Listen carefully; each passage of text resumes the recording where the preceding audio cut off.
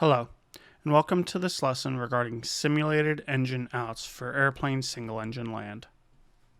In this lesson, you will learn the following: how to handle simulated engine out, how to maintain best glide speed, how to execute a forced landing checklist, and an example of a simulated engine out executed in a Cessna 172S model.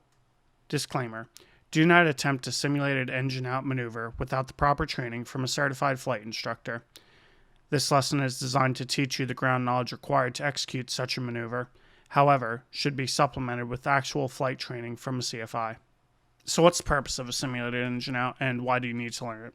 Well, first, you need to learn it because if you ever run into the situation where you encounter a real engine out, you need to know what to do.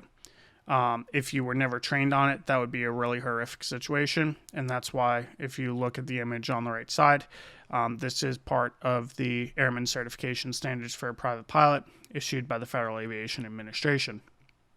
The second reason is because it teaches you the valuable skill of managing airspeed and altitude when you don't have an engine to assist you. You're also going to learn how flaps are introduced into the entire formula and how that modifies your altitude and airspeed when that additional drag is introduced. And third, obviously, because during your private pilot check ride, you're going to be tested on it. So, the execution of a simulated engine out. When you're executing a simulated engine out in the pattern environment, this is also referred to as a 180-degree power off approach, you need to quickly execute the following items in order: best glide speed, determine your landing site, inform ATC, engine failure during flight checklist. If restart occurs, land at the nearest suitable airport and advise air traffic control. And if restart does not occur, execute the forced landing checklist. So, let's talk about the engine restart procedure. An easy way to remember the engine restarting procedure for the Cessna 172S model is floor to door. Fuel shutoff valve, fuel selector, mixture, auxiliary fuel pump, ignition switch. You can see that it is floor to door by the image because you are going from the fuel selector up to the fuel shutoff valve to the mixture, and then you're moving over to the aux pump, and then last but not least, the ignition switch. Now, note that this is an easy way to remember every single thing that you need to know. However, you should always refer to your pilot's operating handbook for your aircraft for the correct order. In this case, the Cessna 172 pilot's operating handbook recommends a slightly different order than the standard floor to door. It should be fuel shutoff valve in, fuel selector both, auxiliary fuel pump on, then mixture rich, and ignition switch both or start if the prop is stopped. The power off 180 is not that difficult once you learn how to manage altitude, airspeed, and determine your gliding distance and landing point. So there are multiple steps that go into performing this maneuver successfully, and we'll go through them now. The first one is when you're on the downwind leg and abeam the numbers of the runway that you intend on landing, you slowly close the power to idle in your aircraft. You then are going to trim the aircraft and maintain best glide speed. In this case, in the 172S model, it is 68 knots indicated. 3 is a huge one a lot of students forget, and that's to determine wind correction. And the reason that you need to determine your wind correction is based upon how strong the winds are that day, how they're going to affect your aircraft's flight. If you have a direct headwind down the runway, that means that you are going to have a very, very strong tailwind that is going to push you out further on the downwind if you don't compensate for that strong wind. And to elaborate a little bit more on that, if you think about it this way, that you're on the downwind and you're going to be turning base, as you turn base, that tailwind is turning into a crosswind that's going to be coming off your left side. That crosswind is going to be pushing your aircraft further away from the runway. So depending upon how strong the winds are that day, you need to compensate for that. So if you have strong winds that day, you may want to turn your base turn a little bit sooner than on a calm wind day because of the wind correction that's going to be needed. 4 is adding a notch flaps as you normally would on downwind. Typically when I execute a simulated engine out, the first thing I do after I maintain best glide speed is to introduce a notch of flaps. That's going to help me control my airspeed a little more and introduce some drag and help a descent rate. Start your downwind to base turn, as we discussed, based upon wind correction. Then add flaps as needed on base. Again, that's based upon your distance from the runway, along with the altitude that you're at. Remember that flaps add drag. When you initially add flaps, you're going to see a slight increase in altitude, and then that drag will start to truly be noticed as you are going to need to pitch down a little further with your aircraft to maintain that airspeed.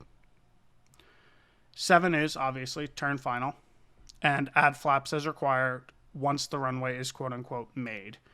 And essentially the word, the runway being made, it means that you know that you're going to be able to reach the runway without a problem. This is where you're going to introduce the flaps and essentially execute a stable approach to landing and land the aircraft.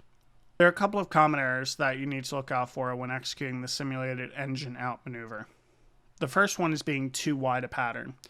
This meaning that you're further away from the airport than is typical for a traffic pattern. The second one being incorrect wind compensation. This one's a big one because on a windy day, this could absolutely affect where your landing point is and if your aircraft can even make it to that landing point based upon the wind. 3 is overextension of downwind, going too far out on the downwind and losing altitude at best glide speed, at which point when you turn base to final, also based upon the wind, where you won't be able to make the runway. The fourth one is uncoordinated flight, also known as a skidding turn.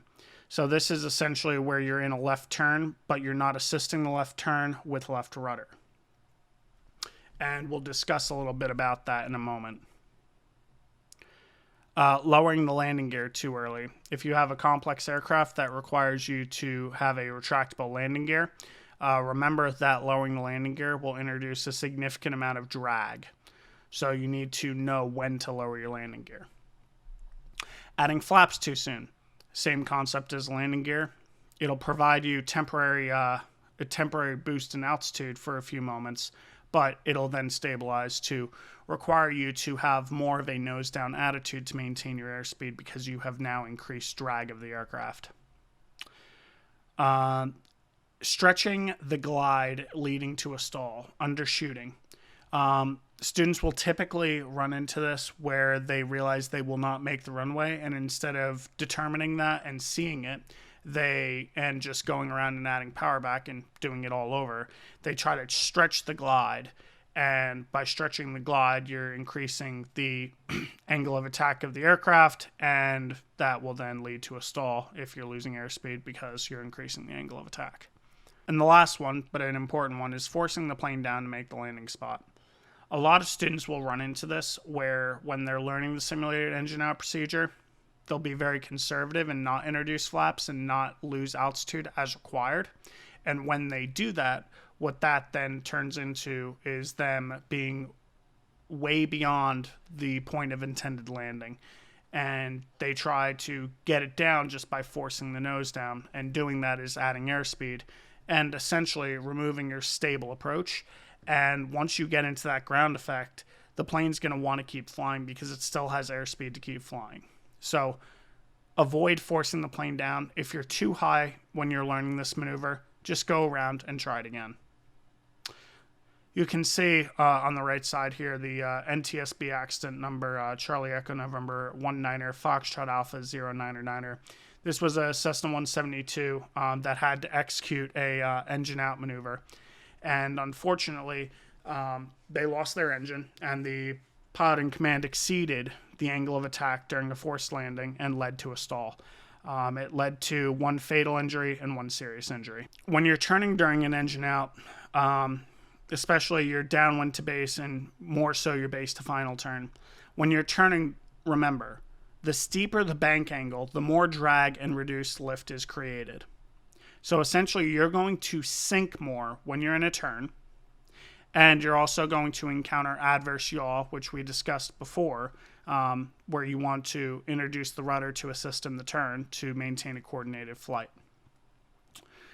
Now, the biggest problem with turning during an engine out is you don't have an engine to assist you anymore. So you don't have that engine to keep your altitude. And if you are not paying attention to your airspeed, this can lead to a base to final approach stall, where essentially you stall the aircraft because you're exceeding the angle of attack. You have to realize that when you start this turn, you are going to descend, and it is normal to descend. Your attitude may seem off, but as long as your airspeed is where you want it to be, that's the key. As you have no engine power to compensate for the altitude loss during the turn, remember to trim the aircraft and add back pressure as required to maintain a safe approach airspeed and a stable descent. Again, this is the most dangerous portion of a simulated engine out maneuver, and it can lead to a stall if airspeed and your angle of attack of the wing is not constantly referenced during the maneuver. So the key points to remember before we hop in the cockpit and I show you how this is executed is 1. Airspeed is king when performing this maneuver. Maintain airspeed. Airspeed is huge. Without airspeed, the plane can't fly and you'll stall. Aviate, navigate, communicate. Fly the plane first. Do your checklist. Do what you have to do to fly the plane and keep yourself safe and your passengers safe. Whenever you're executing any sort of simulated engine out maneuver, I'm hoping that you're not doing simulated engine outs with passengers. But in the case of actual engine outs, again, aviate, fly the plane first, navigate, figure out where you're landing, where you're going, and communicate with air traffic control. Most altitude loss will occur when you add flaps, when you're in a turn, and you create a high angle of attack and lose airspeed. Recognizing when you are learning this maneuver that adding power back and going around is an acceptable decision. It takes time to master this maneuver. You will not be perfect at it when you first learn it, and it will take multiple tries with your certified flight instructor to learn how to properly do this. Last but not least, don't force the plane down onto the ground just to make your landing point. If you have too much airspeed, if you're too high, no matter what you do, you're going to still have that airspeed when you're forcing the nose down to the runway and you enter ground effect. You're still going to need to bleed off that airspeed. And you are not going to make the landing point, and you're going to take up runway to eventually get on the ground. The correct method in this case is when you're practicing it, add the engine back and just try it again. Okay, let's hop into the cockpit and see how this is performed. What we'll do is a simulated engine out. We'll be at 1,000 feet in the pattern. Boom. Pull out the power. Best glide speed. And what we'll do, even throughout the entire situation of the simulated engine out, we'll do the floor-to-door check, you know? Pretend that we had some issue with fuel or something. Make sure that everything's in as it should be, right? Nothing wrong with that.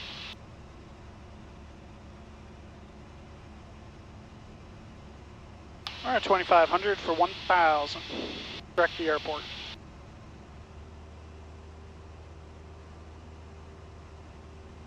Three 003. Remarks. Density altitude 1,000. Ocean County Airport. Automated weather observation 2118 Zulu. Wind 280 at 05. Alright, 40-degree crosswind.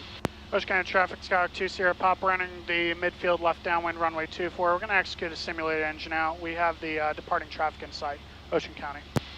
Alright, so we're going to establish here. The runway, sir.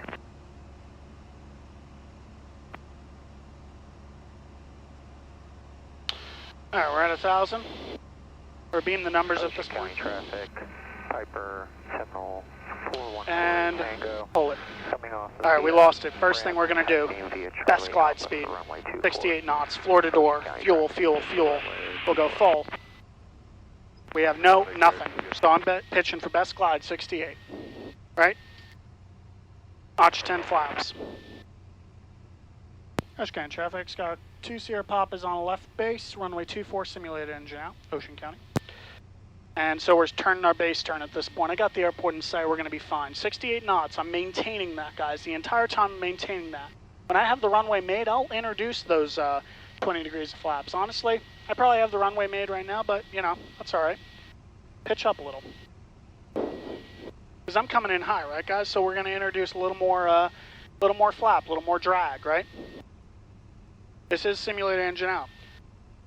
Ocean County traffic, Skyhawk 2 Sierra Pop, simulated engine out, short final 24, Ocean County. We'll go full flaps at this point. we'll nose her down, Skyhawk right? 9, crosswind 24, Ocean County, be a downwind departure to the northeast. Right. I'll keep my hand on the throttle. It is simulated. So we're just coming in here. We're looking good. Got the runway made right now, guys. No problem at all. Just going to keep her coming in here. Entering into ground effect. We start the transition here. Beautiful. And just hold her off, hold her off, hold her off, hold her off, hold her off, hold her off, and mwah! Beautiful. Right before the 1,000 footers, we have saved the lives of one. And we'll just roll out at this point.